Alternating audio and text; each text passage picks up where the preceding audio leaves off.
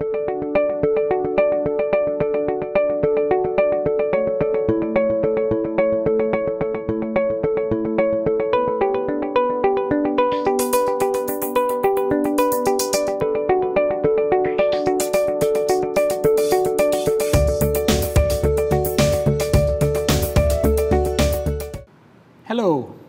this is Talakayan, and I am John Nery. I'm a journalist and a lecturer in media and politics, and today I am in excellent company. In this conversation on the future of journalism, I am joined by a legend and also a striking new voice in Philippine journalism. Since Election Day 2022, journalists across the country have been wrestling with troubling questions. Troubling because they go to the very heart of journalism. Confronted by a massive and now clearly effective alternative media infrastructure, surrounded and at times targeted by organized disinformation campaigns, besieged by a growing sense, if not of irrelevance, then at least of disconnection, many journalists are asking very basic questions. What is journalism for? Whom does journalism serve? Did journalism fail us? Is there a future for journalism? Not every election prompts existential questions. That the 2022 vote thus is proof and measure of just how consequential, how history-shifting it was. Many of the journalists share the fear that that shift also includes more attacks on journalists, more government and corporate pressure on the media, more official and unofficial undermining of the press. That is the true context of our conversation today. I am privileged to say that we are joined in this conversation by Jaime FlorCruz and Regine Cabato. Jaime FlorCruz is a renowned journalist and a preeminent China watcher. He has served as bureau chief in China for Time Magazine and then for CNN. His personal history intersects with Philippine history, having been forced into exile in China by the first President Marcos in 1971. His much anticipated book, The Class of 77, about the first cohort of post-cultural revolution students who eventually changed China, a generation to which he, and not coincidentally the premier of China, belongs, is out this year. He is also the chair of the Board of Trustees of Ateneo de Manila's Asian Center for Journalism. Regine Cabato is the Philippine correspondent for the Washington Post. Previously, she was multimedia writer for CNN Philippines. Her dispatches on the 2022 elections, especially her in-depth reporting on the social media whitewashing of the Marcos family's brutal history, have been essential reading in this election cycle. Unfortunately, that reporting has also led to repeated, orchestrated online attacks against her. An active co-founder of the Campus Journalism Lab, Regine is also on the board of directors of the Foreign Correspondents Association of the Philippines. Jimmy, Regine, welcome. It's good to be here. It's good to be here. Thank you for having us. Jimmy, let me start with the first question. Yeah.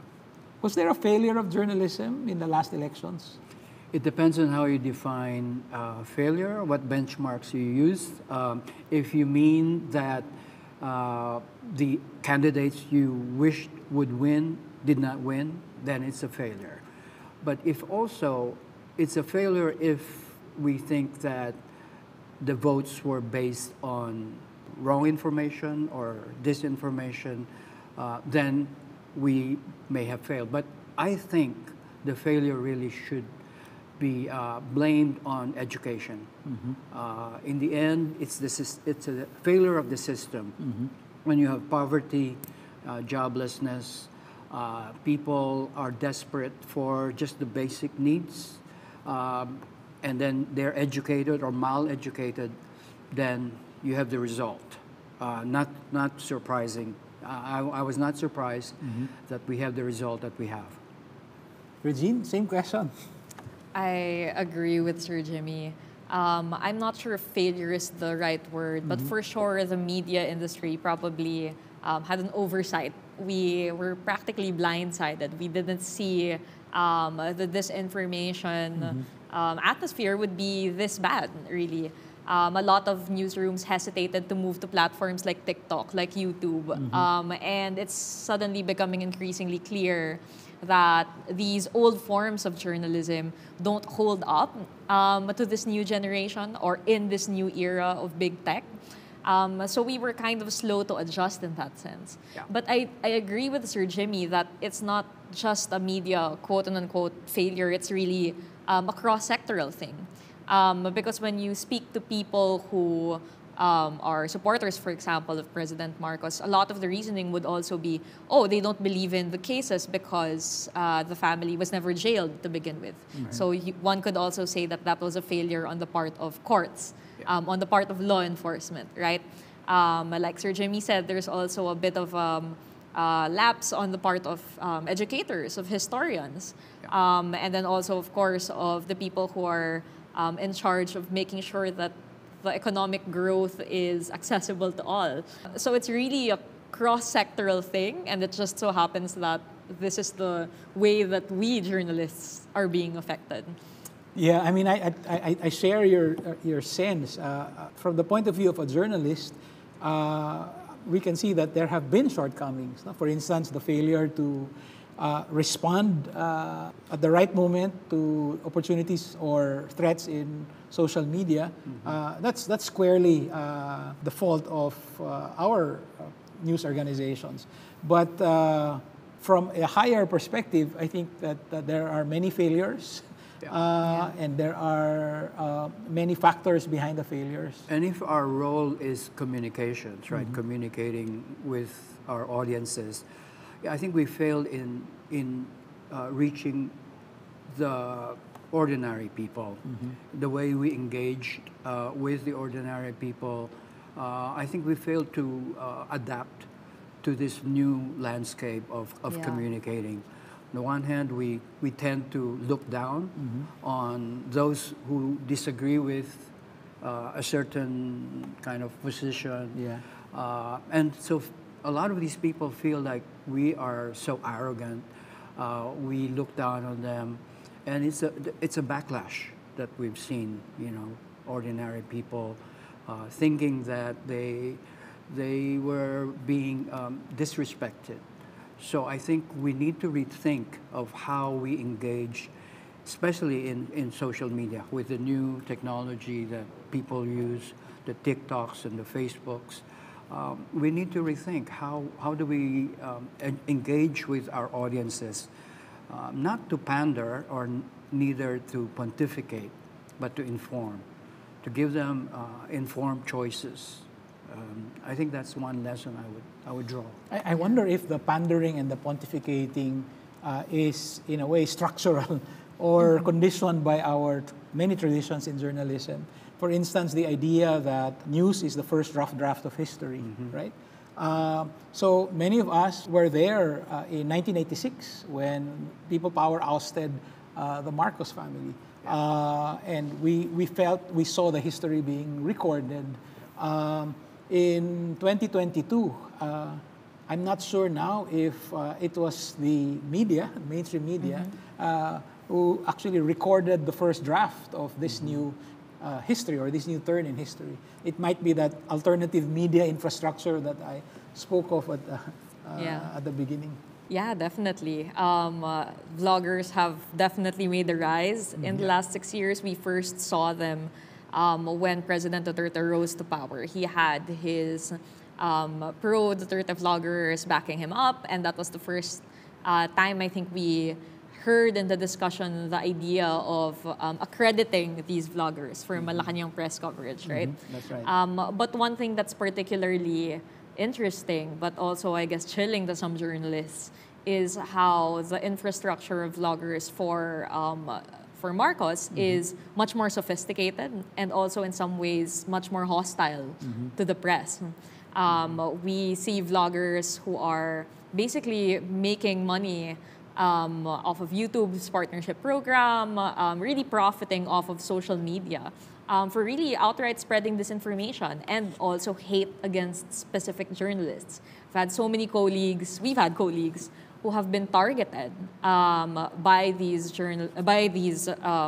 new journalists or new chroniclers of history, and they earn a lot of money from it, and they're not held to account. So that's quite difficult, I think. It puts us in a very, I guess, precarious, existential position, because we're here definitely recording that first draft, but is anybody reading it compared to the live streamers? And it's not unique to the Philippines. This issue, this situation that we face now, it's happening in many other countries, in the US and other countries. And so the challenge for the media, for us, is really how do we adapt to this very different approach to communication. You have the trolls, you have the cyber bullies, and then you have the bloggers. I don't think we should just dismiss the bloggers as fake journalists. Of course, we should fight the trolls. We should fight the cry bullies. But the question is, how do we reach out to the ordinary people who actually make the difference if there's an election? They're the ones who decide. Yeah, I think it's a defensive posture on the part of journalists right now to just make a sweeping statement about all bloggers and influencers. Yeah. In the early days of the internet, we were all looking for citizen engagement. We wanted citizen journalists. Yes. Unfortunately, the citizen journalists that are making an impact right now are not the types of journalists that we wanted. Yeah. But that there is certainly some citizen engagement there. This just occurred to me, Jimmy. Yeah. I can't help but feel that there might be something in your own personal history that can shed light on what we're going through right now in this particular moment in history. You were stranded in China in the middle of the Cultural Revolution, when there was an official directive to question established pillars of society, academe, and so on. This hostility against media, was there something like that? Was there an equivalent during the Cultural Revolution? Of course, and even beyond that. Because, I mean, like most governments, the government in China look at the media as a tool, as a propaganda tool. And therefore, they wish to control it and control it tightly, because that's their way to manage or control the narrative, whatever they wish to impart to the public. So I've seen, the ills of such a system. And the Chinese media has in fact changed and evolved all these years since the Cultural Revolution that I saw it, when you only have one voice and no diversity, right? Still, I would characterize the Chinese media as a bird in a cage, except that the cage now has gotten bigger. But it's still in a cage, and it can still fly, but within that norm. But most governments want to put the media in a cage, and I think the Philippines is not an exception. Do you think that that's what we're experiencing now? The bird of press freedom in the Philippines being encaged? Is that? I think there is a danger of that. First, the media ranks have been depleted. ABS-CBN closed down, and then the journalists typically are overworked, underpaid, and the mainstream media is going through a very difficult financial challenges, and that's the same in other countries. That's right. CNN is also facing the same challenge. That's right. With the depleted audiences and the advertising migrating to the social media platforms, then we are in trouble. It's an existential problem for the media to perform our roles because of those issues that I just ticked off. So it's a very difficult situation we're in. We are in danger of getting put in a cage, and the solutions are not clear. If I can circle back to the elections, Regine, what did mainstream media do right? Well, I don't think that we fell short of fact checks or trying to warn people, because there was a lot of coverage about the disinformation machinery, I would say. There was a lot of attempts to explain how it worked, to try to correct what was going on, but for some reason, a lot of it didn't stick. It didn't really come out in the forms that would go viral in the same way that disinformation goes viral. Yeah. And I'm not sure how much of that is our fault. Definitely we could have been more creative, I think, but also I think a lot of it has to do with how polluted the atmosphere already was to begin with. Because disinformation had a head start. It's been planted for over a decade. It didn't happen yesterday. It didn't happen yesterday. It was there for a long, long time. It actually never really died after the 1986 revolution. It just took on a different form, right? It migrated online, first through websites, through when the internet was new, through Friendster, Flickr, all these early social media sites. And then it got a boost when Facebook became a thing, Twitter, YouTube, etc. And because these algorithms are, apolitical, they are basically rigged in favor of hateful content or in favor of disinformation, as many studies have said, then they got an even bigger spread. But journalism has kind of been sticking to the same forms while this information has been transforming and metamorphosizing over the last couple of decades or so.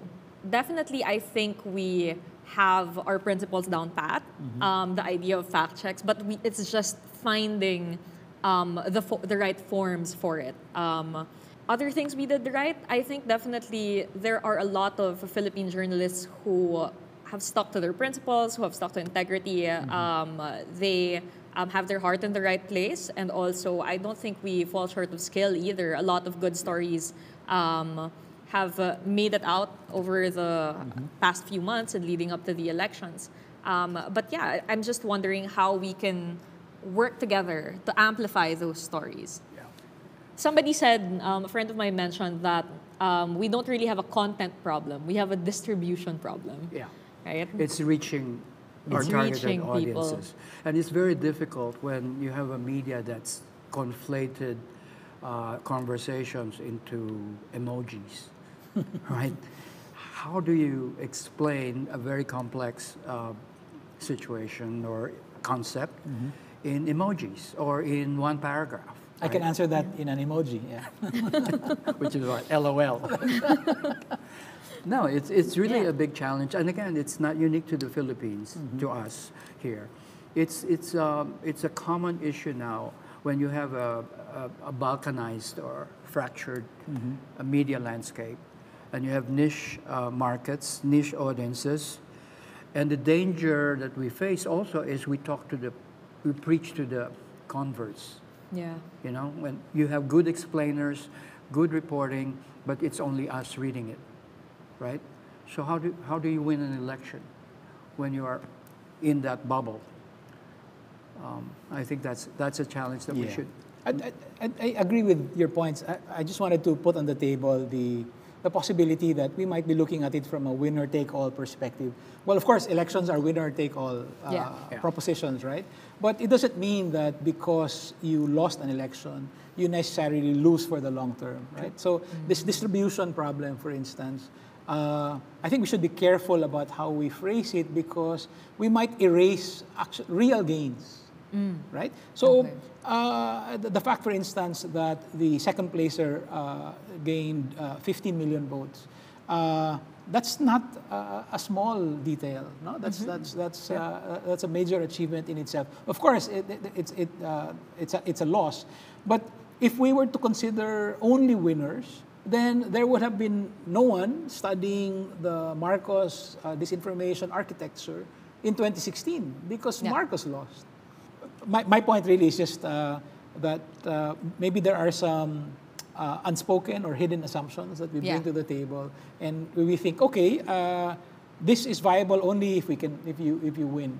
But perhaps if you're tracking a movement, small gains are also an important measure.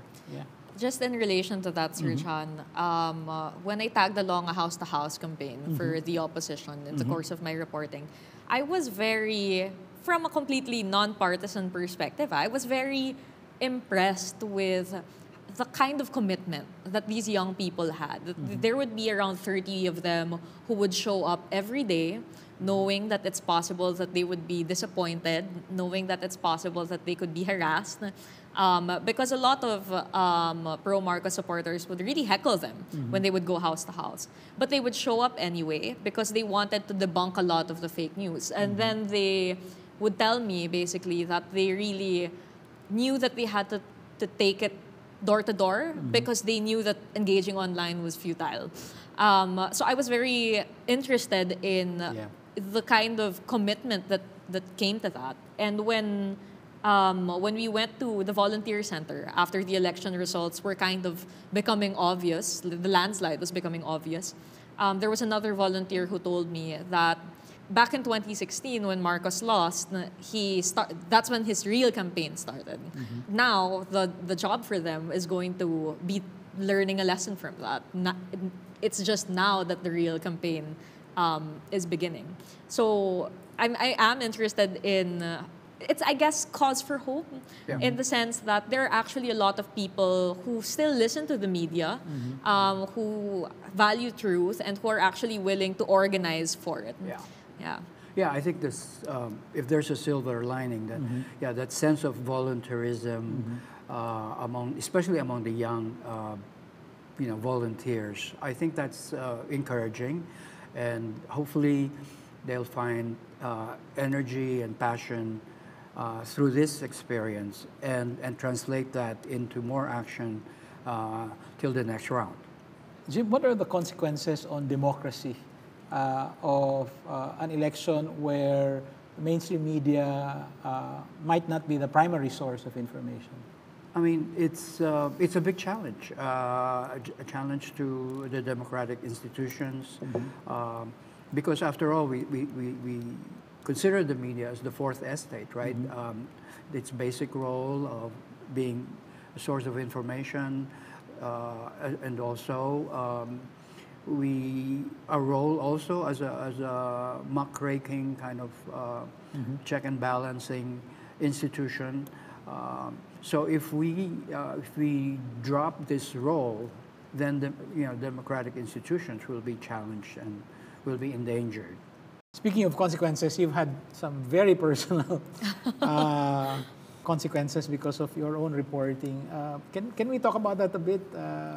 Might be difficult, but...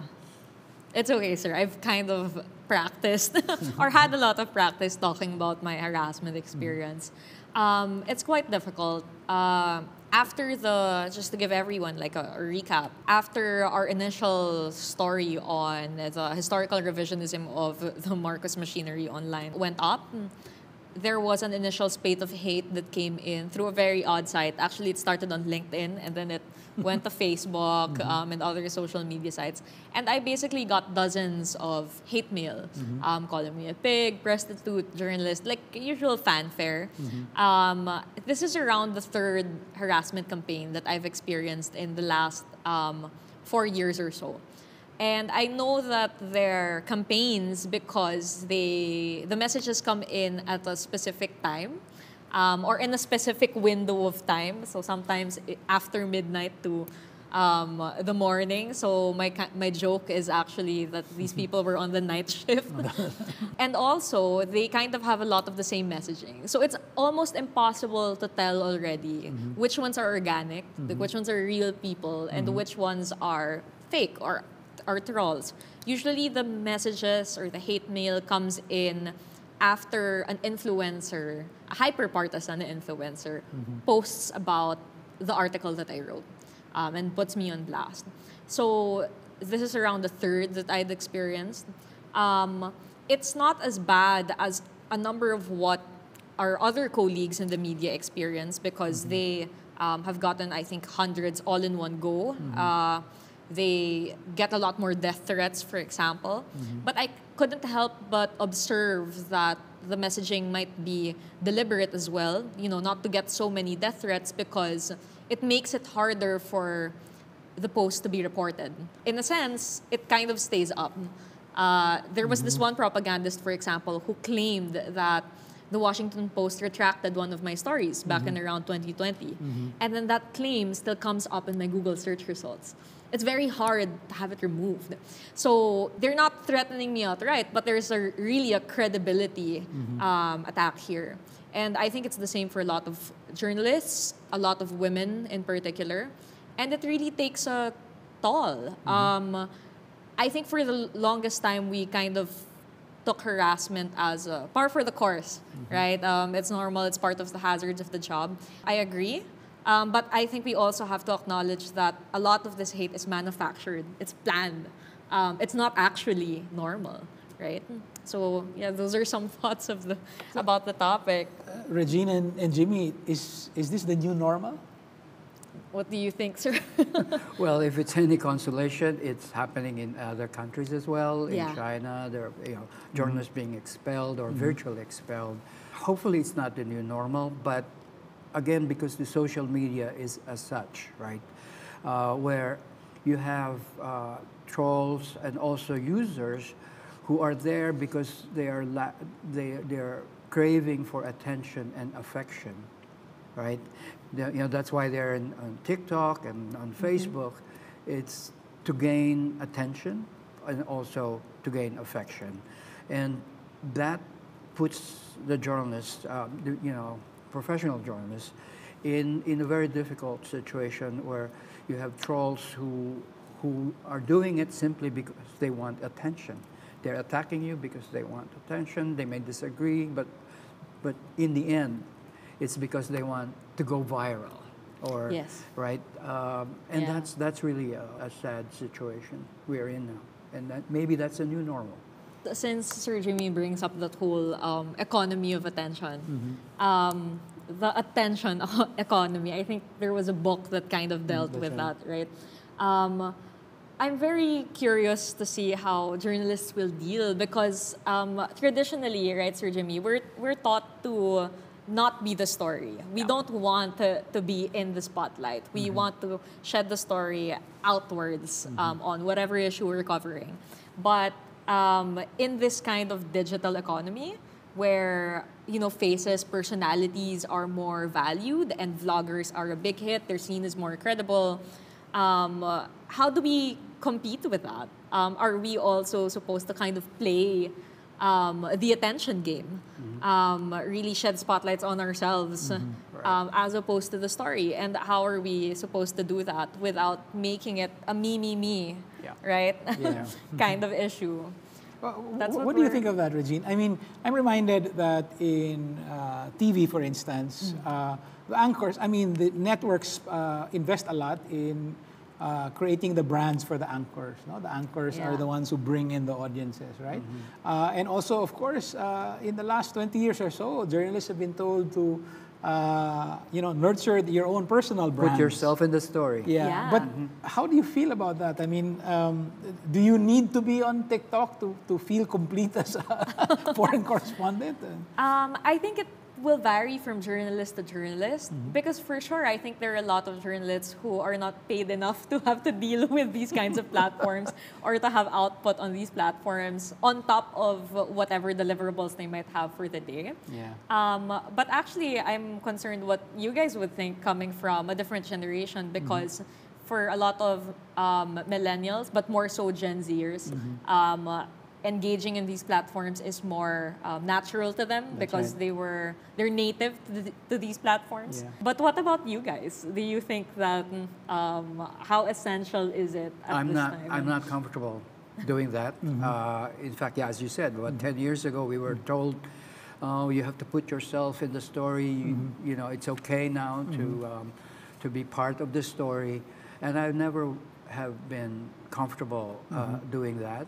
Perhaps it's generational, but also I think we need to put the blame also on the media companies, the media institutions that are actually engendering this kind of approach, using AIs, and so we are now kind of subjected to clicks, right?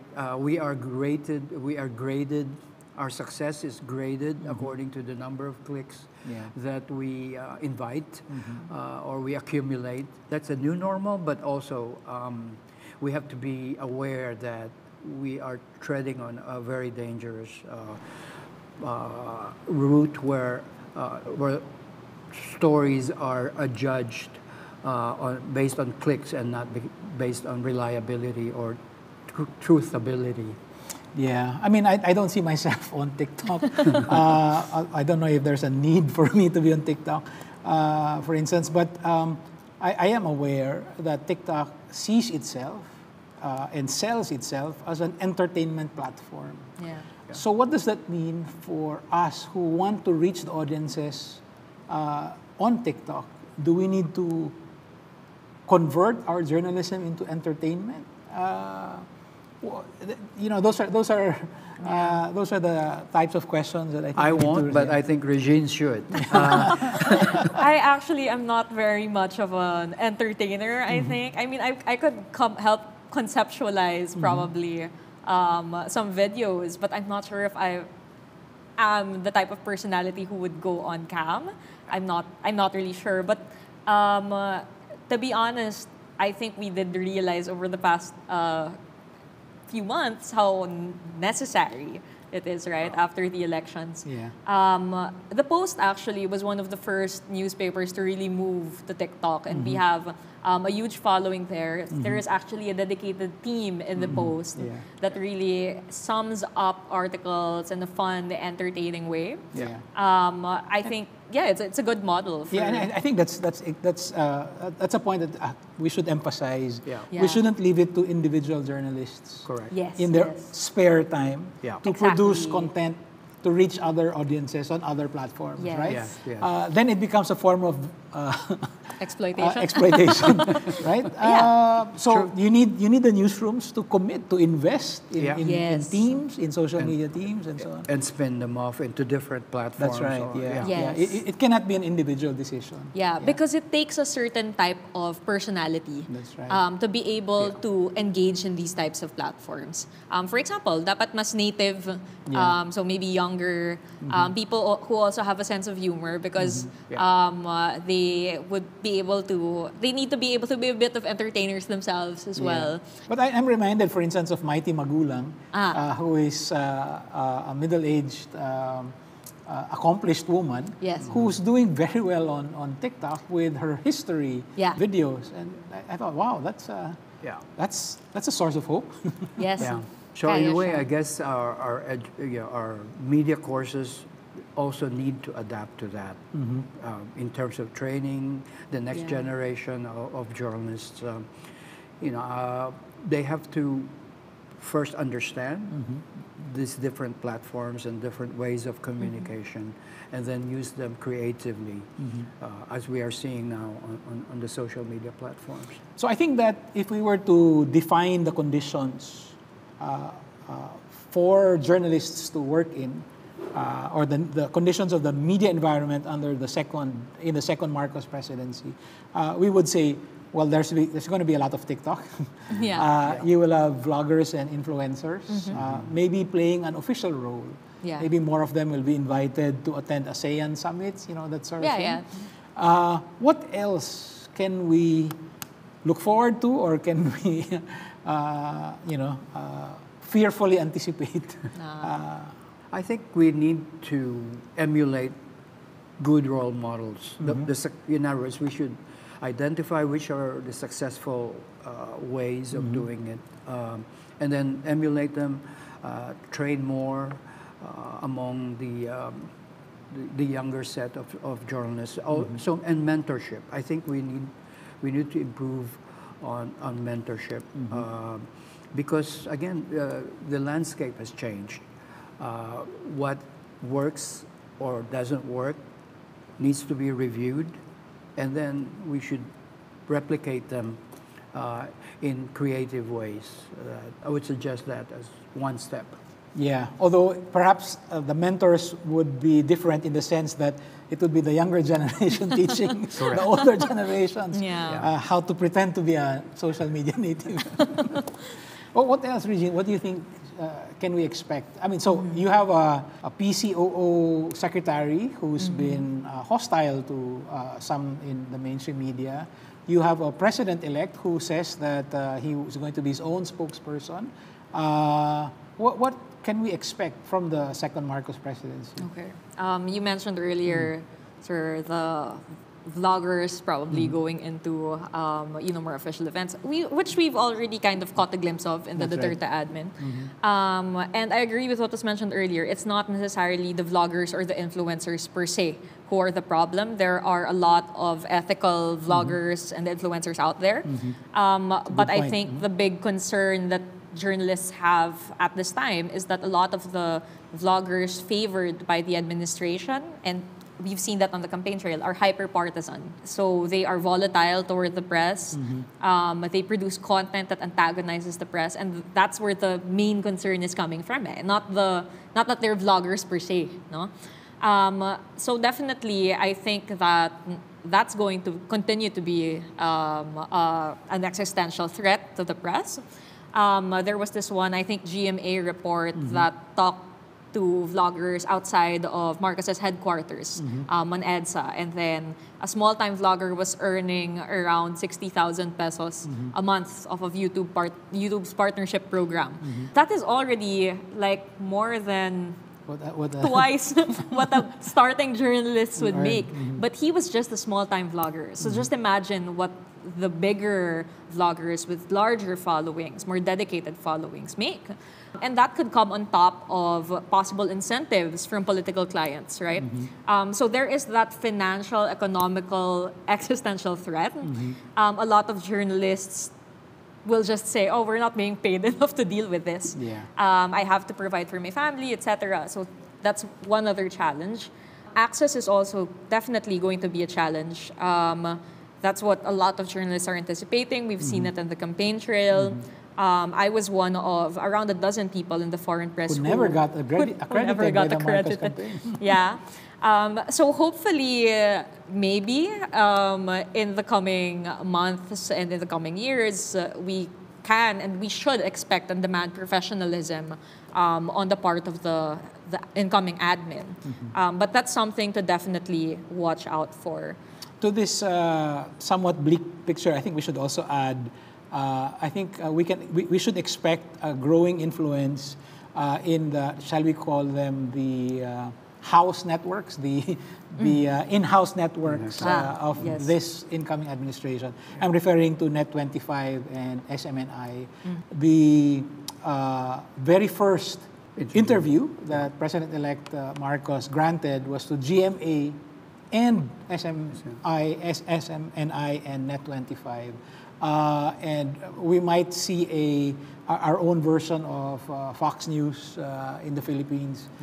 So and I think that would be part of the givens of the new media environment. And while we try to get the next generation adapt to how to use the social media and the new technology, at the same time, I think we need to keep harping on the original reason for being of journalists, right?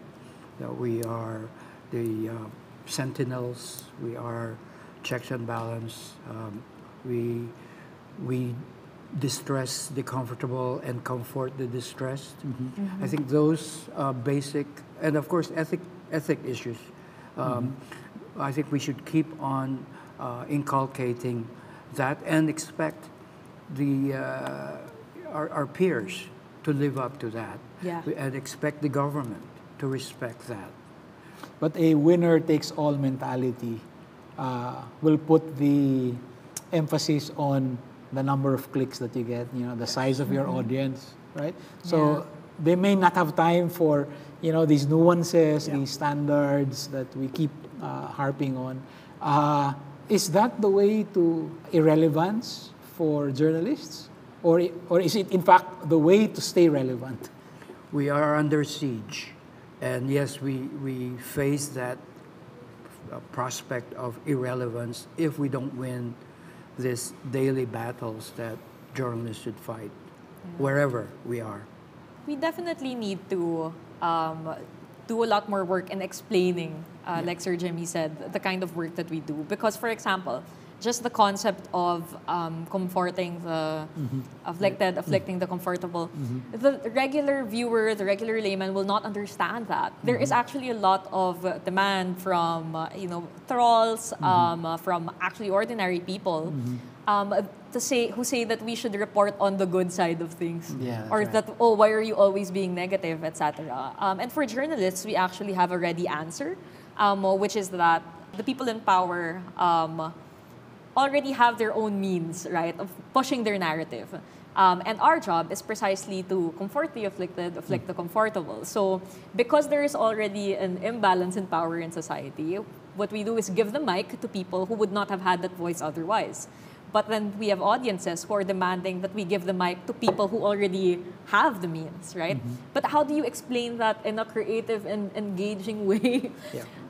So that's the challenge for us, I think, that we have to be able to explain how it is that we work, what our principles are.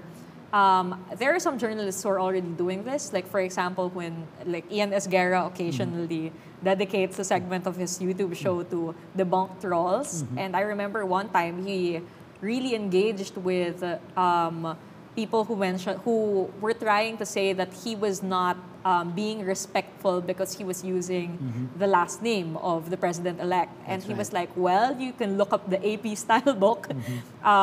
This is actually just a professional way of addressing the people whom we report about. So I think we need more of that. But how we're going to keep repackaging that is going to be something to keep in mind.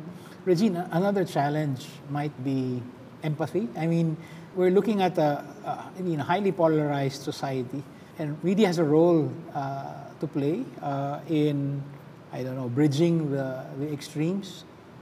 How do we meet the challenge?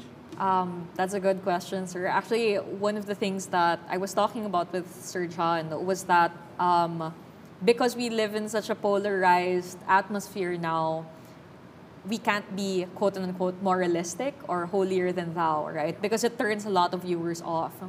But at the same time, I'm troubled when a lot of people dismiss the very real human experiences of trauma of, for example, martial law survivors, drug war survivors. It's so very easy for a lot of people to say that these people deserved it or that they don't care that they went through this trauma. So one of the challenges is definitely going to be how to recover that empathy. I think it's very difficult for us because, for example, with the drug war, there was a kind of desensitization that went on.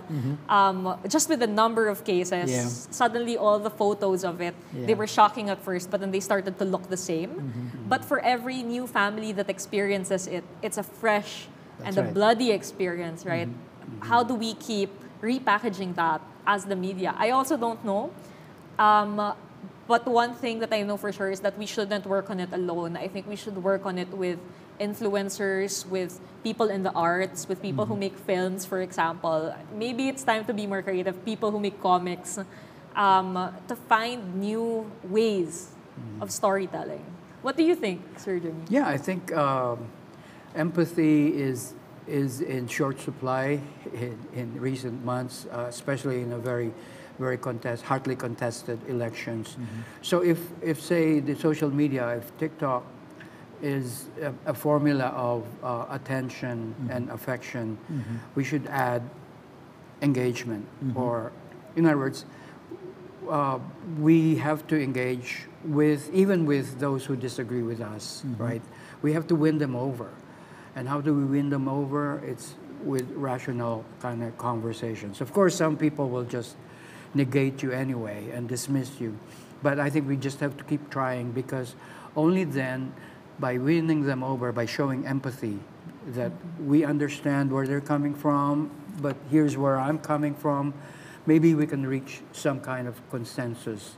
Because that's the only way we can fight this tribalism and polarization that we are in now.